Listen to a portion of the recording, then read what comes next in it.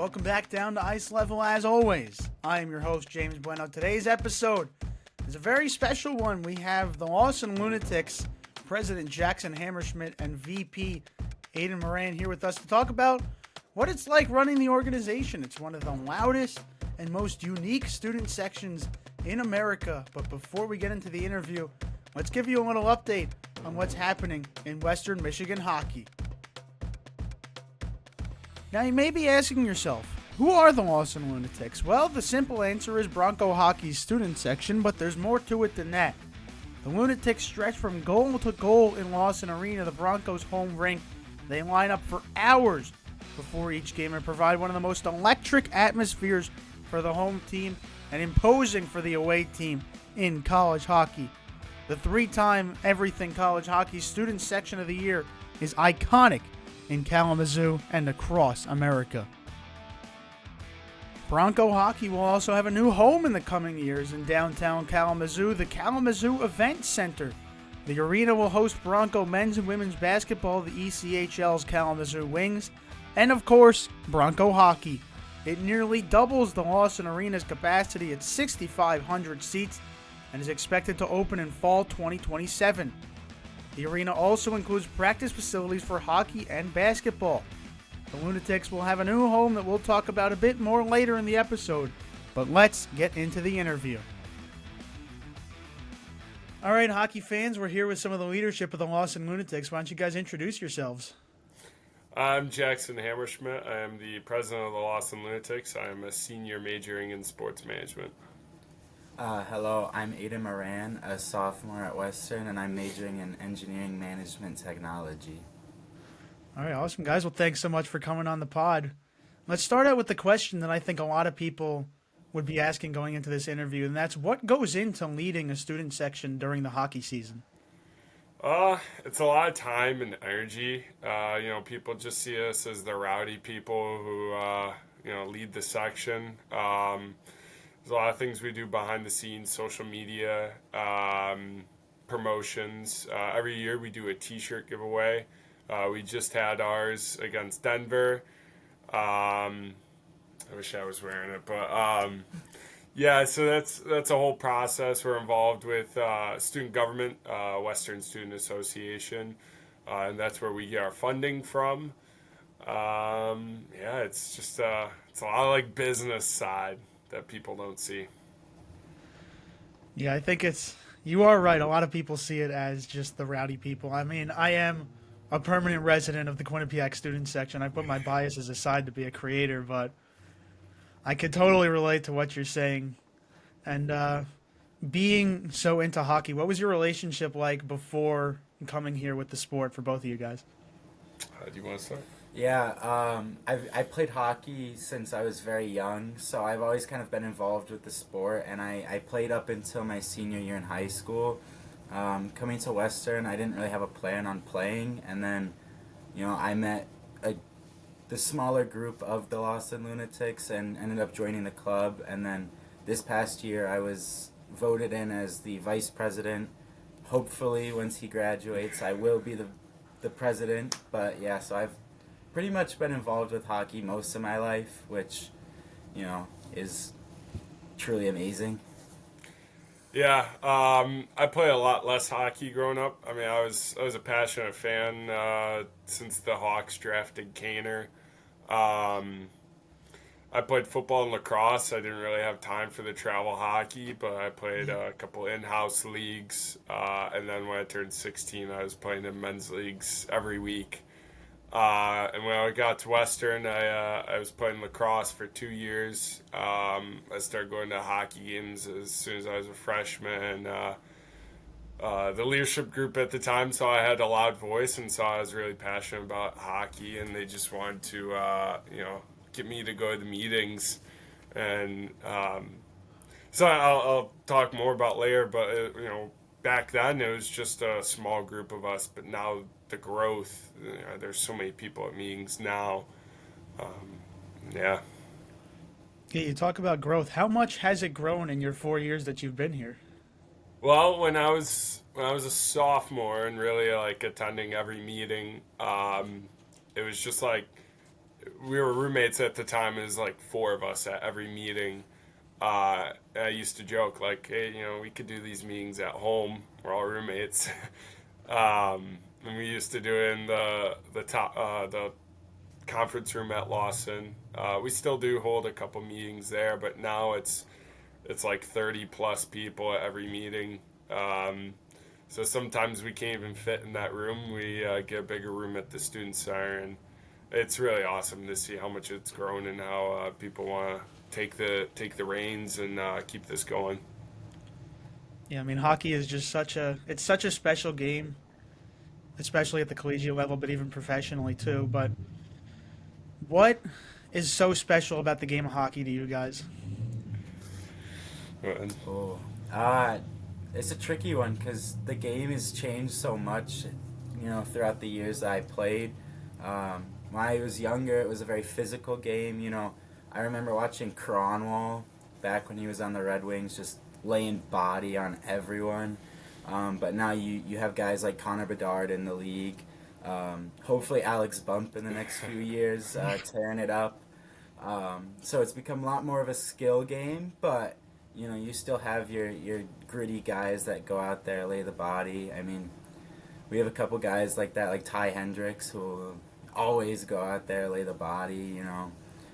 My close friend Eero Hakkarainen loves to be in the mix. He loves to get in the corner battles. It's at Western I feel like we have a good mix of goal scorers or guys who'll go out there and do the gritty business that we need.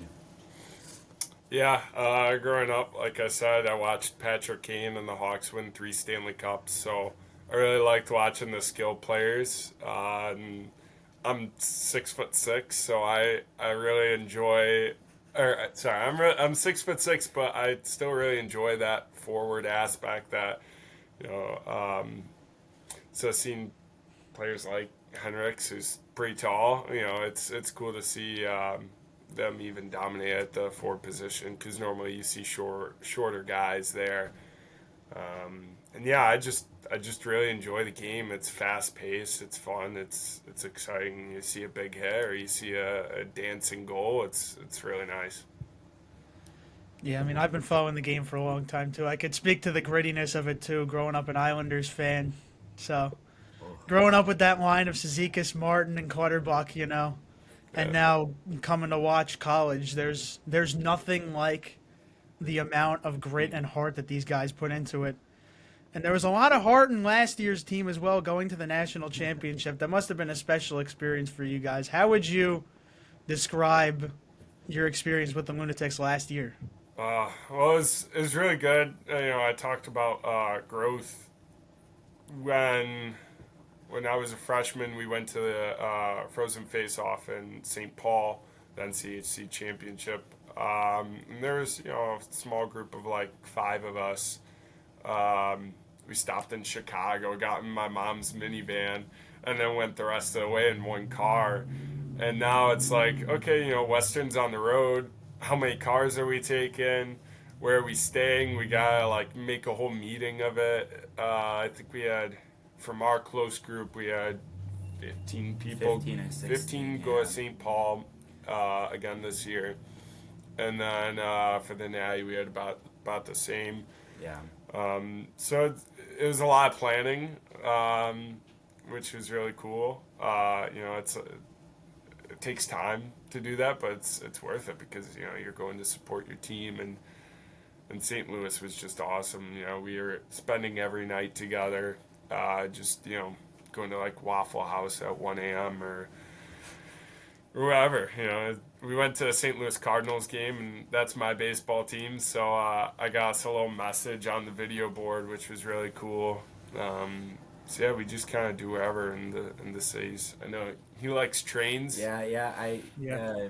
In St. Louis, it was the National Transportation Museum, and my mom also traveled down for St. Louis, so we went over there with me and like a couple of my closer friends from the group, and just exploring the city of St. Louis. And when we went to St. Paul, we went to the Mall of America, like just kind of going to those cities that you don't really necessarily go to with the Lunatics is, an unbelievable experience.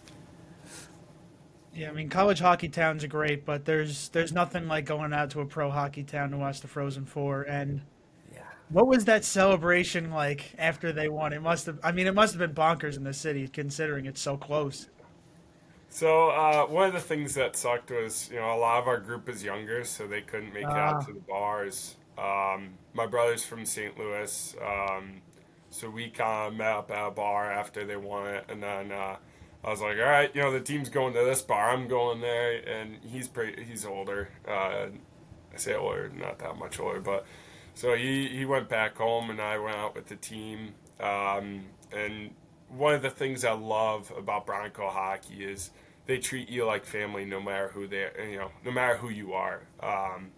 You know, Camro got me this signed flag. We used to pass out the flag after a win at home, and one game, I gave it to him, and he was like, "You want me to get this signed?" And I was like, "Yeah, like that'd be awesome." I have a lot of those guys' contact. Zero, they're all just super personable. They invite you over.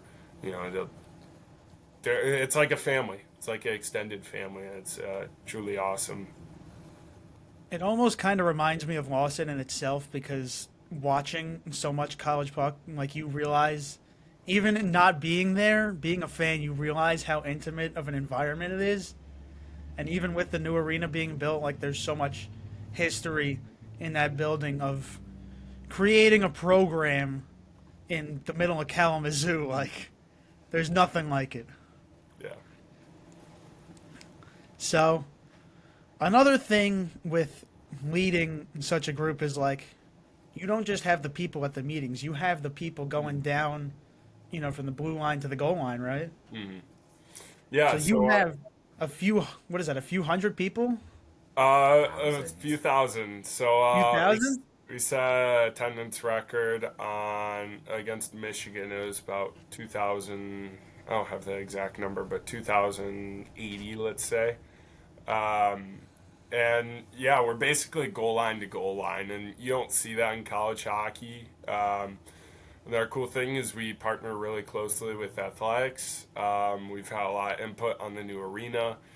And one of the first things Dan said to me, Dan Bartholomew, the athletic director, he was like, where do you guys want to be in the new arena? And we are like, can we stay in the same spot? He was like, absolutely, I'll make it happen. Everything I've asked for. He was like, yeah, we met with the architects. They came and watched a game with us. They experienced the Lawson line.